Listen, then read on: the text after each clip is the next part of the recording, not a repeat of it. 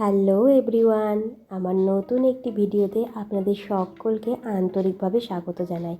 আজকে বানিয়েছি চিতল মাছের লেজা, পেটি, গাদা সবই একসাথে। এখানে করেছি ভেজ মটর ডাল।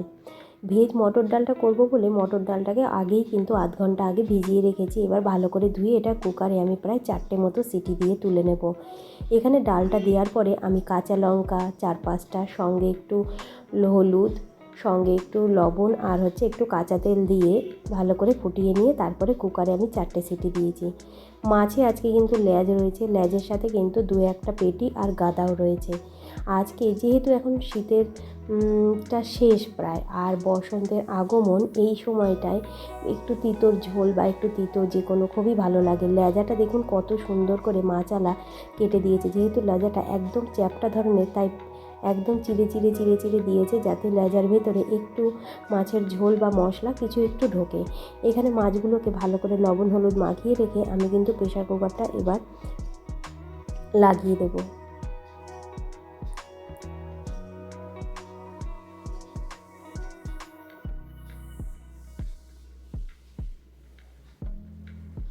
চারটে সিটির পরে আমি যে সবজিগুলো দেবো আজকে ডালে, সবগুলোকে হালকা আমি তেলে একটু ভেজে দিয়েছি এখানে 2-3 টুকরো শিম, সঙ্গে সামান্য একটু ফুলকপি আর একটা গোটা টমেটো 4 ফালি করে হালকা করে ভেজে নিয়েছি।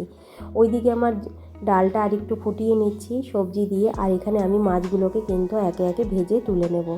ডালটা ফুটে যাওয়ার পরে আমি এখানে সোমবারে দেবো পরিমাণ মতো তেল দিতে হবে। যেহেতু আমার ডালটা গাঢ় গাঢ়, তাই তেলটা একেবারে খুব কম দিলেও কিন্তু ভালো লাগবে না। এখানে আমি জিরে, শুকনো লঙ্কা আর তেজপাতা তেলে ফোড়ন দিয়ে আমি কিন্তু আজকে সামান্য একটু আদা কুচি দিয়ে ডালটাকে আমি ফোড়ন দিয়ে তুলে নেব।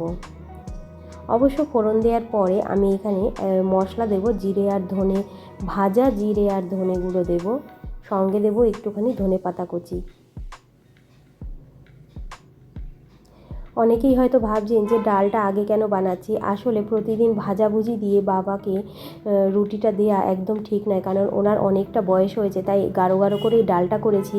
এই ডালটা দিয়েই সকালে আমি রুটিটা দেবো বলে আমি ডালটা আগে বানিয়ে নিলাম। তারপরে এখানে কিন্তু আমি মাছের ঝোলটা করব। সঙ্গে আজকে একটা শাকও করব। এখানে আমার ডালটা বেশ ভালো করে ফুটছিল, দেখলাম সবজিগুলো বেশ ভালোই নরম হয়ে গেছে। এদিকে আমার মাছগুলোও প্রায় একে একে ভাজা হয়ে এসছে। এই কটাকে তুলে নিয়ে আবার যে কটা রয়েছে মাছ, সে কটাকে আমি পুরো ভেজে নেব। ভাজার পরে মাছের কাঁটাগুলো কীরকম খাড়া খাড়া হয়ে বেরিয়ে এসেছে, তাই না?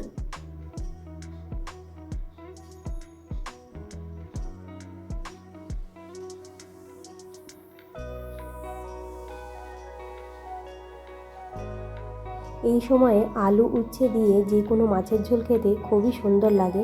আজকে আমি কিন্তু এই চিতল মাছের ঝোলটা আমি আলু আর উচ্ছে দিয়ে করব, তাই বলে উচ্ছেটাকে কাঁচা নয়, উচ্ছেটাকে হালকা করে আমি তেলে ভেজে নেব এবং তারপরে কিন্তু ঝোলের ওপরে দেব। এখানে আমার ডালটা হয়ে গেছে, ডালটাকে এবার আমি লবণটা দেখে নিয়ে আমি কিন্তু ডালটা নামিয়ে নিলাম।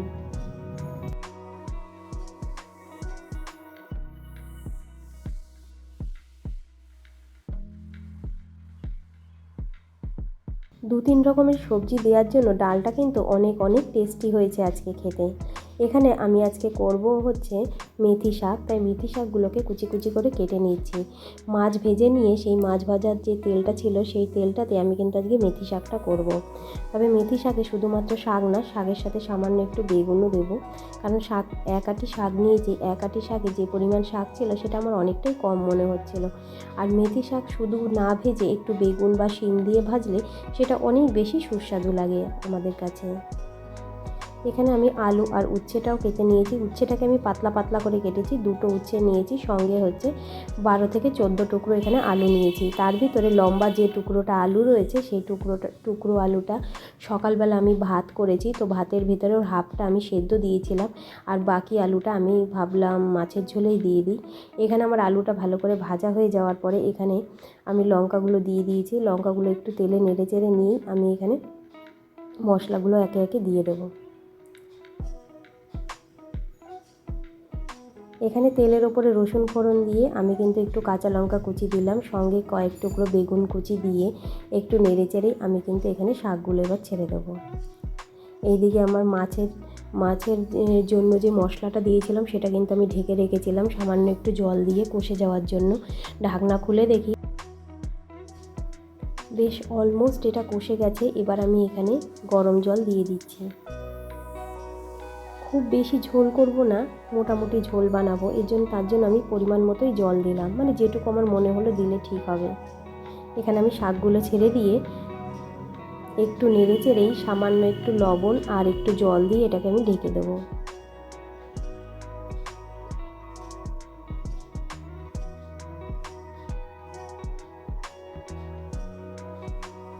শাক পুরোপুরিভাবে ভাজা না করে যদি সামান্য একটু লবণ আর জল দিয়ে ঢেকে দেওয়া যায়, তাহলে শাকের যে অথেন্টিক একটা ফ্লেভার আছে সেই ফ্লেভারটা কিন্তু পুরোটাই শাকে পাওয়া যায় রান্না করার পরে।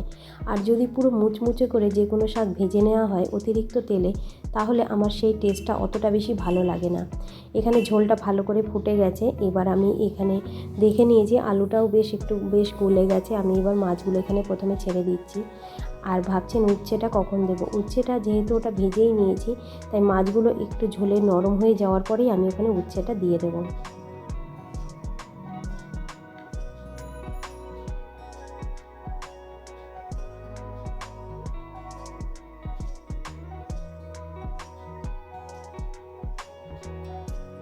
ব্যাস, এদিকে আমার শাকটাও হয়ে এসেছে।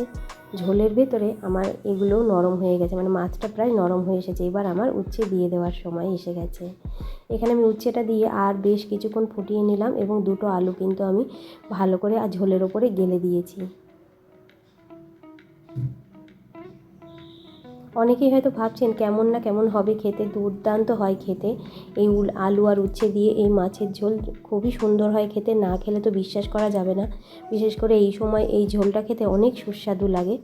অবশ্যই আপনারা একবার বানিয়ে খেয়ে দেখতে পারেন। মাছের ঝোলটা কিন্তু আমার এখানে হয়ে গেছে, শাকটাও হয়ে গেছে। শাকটা আমি নামিয়ে নিচ্ছি। শাকটাকে নামিয়ে নেওয়ার পরে কিন্তু আমি ওদিকে মাছের ঝোলটাও এবার নামিয়ে নেব। ডাল দিয়ে খাওয়ার জন্য আজকে কিছুটা আগে রান্না করার বাঁধাকপির থেকে কিছুটা অংশ ছিল, সেটাকেই আজকে আমি বড়ার মতো করব। তাই আমি এখানে কিছুটা বাঁধাকপি কুচি কুচি, একদম ঝিরিঝিরি কুচি কুচি করে যতটা মানে সম্ভব হয়েছে কুচি কুচি করে আমি কেটে নিয়েছিলাম, সেটাকে দিয়েই আজকে বড়া বানাবো। দুটো উচ্ছের টুকরো সাইডে পড়ে গেছিলো, সেটাকেই আমি তুলে নিলাম। এত কষ্ট করে রান্না করলাম, উচ্ছে দুটো ফেলে দেবো? না না, সেটা কি সম্ভব নাকি। যাই হোক, এখানে আমার মাছের ঝোলটা কমপ্লিট হয়ে গেছে। এবার আমি এখানে বাঁধাকপির বড়া বলুন, পকোড়া বলুন, যাই হোক আমি ওটা বানাচ্ছি। এই হয়ে গেল আজকের দুপুরের রান্না বান্না। আজকে দুপুরের মেনুতে রয়েছে গরম গরম ভাত, সঙ্গে হচ্ছে একটু বেগুন ভাজা, শাক ভাজা, সঙ্গে এখানে ভেজ মটর ডাল, আর রয়েছে বোয়াল মাছের ঝোল। রান্নাবান্না কেমন লাগলো অবশ্যই জানাবেন। দেখা হবে আবার কালকে। টাটা।